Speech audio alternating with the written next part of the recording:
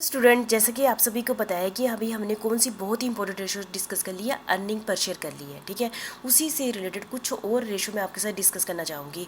है उसी की रेशो है, अर्निंग पर शेयर से रिलेटेड है। लेकिन जैसे कि आप सभी को पता है कि मैंने आपके साथ एक रेशो डिस्कस की थी, नेट प्रॉफिट रेशो की थी ना।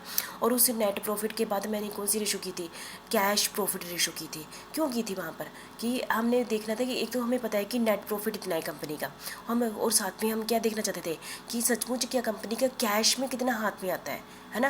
कैश हाथ में कितना है, हो सकता है नेट प्रॉफिट और कैश प्रॉफिट क्या हो, अलग अलग हो। क्योंकि प्रॉफिट एंड लॉस अकाउंट में हम बहुत सी ऐसी आइटमें हैं जो कि हमारा हाथ से कैश नहीं जाता है, ठीक है, लेकिन हम उसको माइनस करते हैं, डेबिट करते हैं। और बहुत सारा हमारी इनकम ऐसी आ जाती है कि जो हमारे हाथ में कैश आता नहीं है लेकिन हमारी इनकम में ऐड हो जाती है। तो हम एक्चुअल में देखना चाहते हैं कि हमारे हाथ में कितना कैश है, नेट प्रॉफिट है। ऐसे ही कंपनी के जो शेयर होल्डर है, जैसे कि जिसकी हमने अर्निंग पर शेयर निकाली है, तो साथ में हम ये भी देखना चाहते हैं कि एक्चुअल में क्या कैश अर्निंग पर शेयर कितना है, उन एक्चुअल में कैश अर्निंग पर शेयर कितना है। एक होता है ना, हाँ उसने इतने रुपये कमा लिए, 4 रुपये कमा लिए, लेकिन एक्चुअल में जो कंपनी के हाथ में है, तो शेयर होल्डर के हाथ में तो कुछ नहीं आया ना। एक्चुअल में कंपनी के हाथ में उससे related cash earning per share कितना है। ठीक है, तो वही कंसेप्ट है, क्योंकि हमने वही कंसेप्ट है वैसे ही निकालना है जैसे हमने नेट प्रॉफिट रेशो निकाली थी तो कैश प्रॉफिट रेशो निकाली थी, सेम कंसेप्ट है। ठीक है, तो हमें इसके और दूसरी रेशो मैं इसी वीडियो में आपके साथ डिस्कस करूँगी, अर्निंग यील्ड रेशो। इसलिए दोनों इकट्ठे कर रही हूँ क्योंकि इन दोनों का रिलेशन अर्निंग पर शेयर से ही है, इसलिए मैंने इन दोनों को इकट्ठा कर दिया है। तो कैश अर्निंग पर शेयर, उसमें भी हम क्या करते थे, डेप्रिसिएशन जो कि हमने माइनस किया था ना, क्योंकि डेप्रिसिएशन से तो नेट प्रॉफिट निकालो तो डेप्रिसिएशन माइनस हो जाती है, लेकिन डेप्रिसिएशन से कैश थोड़ी गया है, इसलिए हम डेप्रिसिएशन को वहाँ पर प्लस कर देते थे। इसमें भी ऐसे ही करना है, सेम ही करना है। जैसे अर्निंग पर शेयर का फार्मूला क्या है, profit after tax and preference dividend.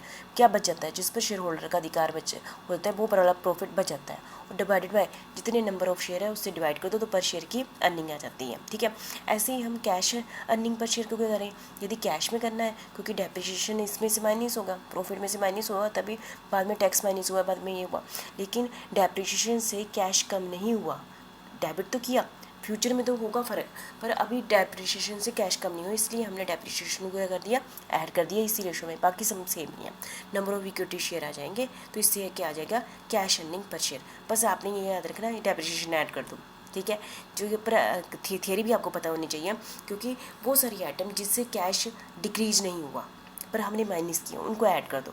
वो सारी आइटम जिसके कारण कि हमने उनको क्रेडिट किया था लेकिन उससे क्या कारण नेट प्रॉफिट इंक्रीज हो गया लेकिन कैश रिसीव नहीं हुआ, उनको माइनस कर दो। ठीक है, दोनों के साथ। तो मुझे लगता है कि कैश अर्निंग पर शेयर आपको क्लियर है। ठीक है, दूसरी हम रेशो कर लेते हैं अर्निंग यील्ड रेशो।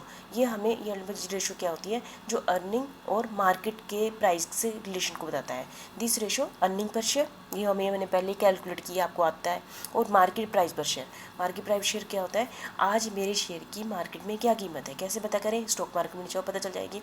तो मार्केट में तो उसके जो रिलेशन को बताता है, उस रेशो को हम क्या कहते हैं, अर्निंग यील्ड रेशो कहते हैं। ठीक है, तो earning per share divide by market price पर शेयर। पहले मैं क्या कर रही थी कि हो तो सकता है ना, हम बुक वैल्यू पर शेयर के हिसाब से निकालते थे। अब हम किसके साथ रिलेशन निकाले हैं, मार्केट प्राइस पर शेयर के हिसाब से निकाले हैं। इसकी एग्जांपल कर लेते हैं, जैसे सोचता है हमने कैलकुलेशन की पीछे से ना, तो अर्निंग पर शेयर हमारी एक शेयर पर अर्निंग कितनी आई, 4 रुपये आई। ठीक है, और मार्केट में उस शेयर की कीमत कितनी है, 25 रुपये, लेकिन बुक वैल्यू कितनी है, 10 रुपये, है ना। तो ये अर्निंग यील्ड रेशो के हिसाब से हम divided by 4 divided by market price करेंगे। मार्केट प्राइस कितना है, 25 रुपये, तो इस हिसाब से 16% आ जाएगी। परसेंटेज में निकाल रहे हैं हम, तो इसलिए यील्ड रेशो तो 16% आ जाएगी। ठीक है, तो मुझे लगता है आपको क्लियर होगा अर्निंग यील्ड रेशो किसे कहते हैं। तो हमने दो की कौन सी, कैश अर्निंग पर शेयर कर ली और अर्निंग यील्ड, दोनों ही रेशो किससे रिलेटेड थी, अर्निंग पर शेयर से थी। तो आपको क्लियर होगा। ठीक है, थैंक यू।